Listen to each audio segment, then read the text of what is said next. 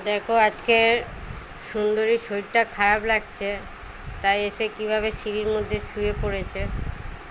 ওকে আমি আদর করছি, আর ওর গায়ে দেখলাম মানে অনেকগুলো পোকা হয়েছে। পোকাগুলো দেখো কি কী দেবো সেটাই ভাবছি।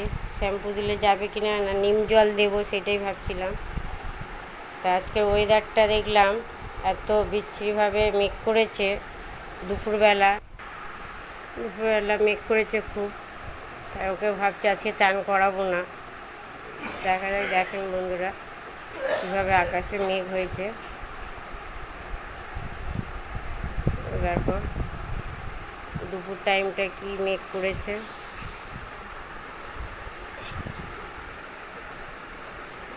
এমন একটা সূর্যমুখী গাছে দেখি ফুল ফুটেছে।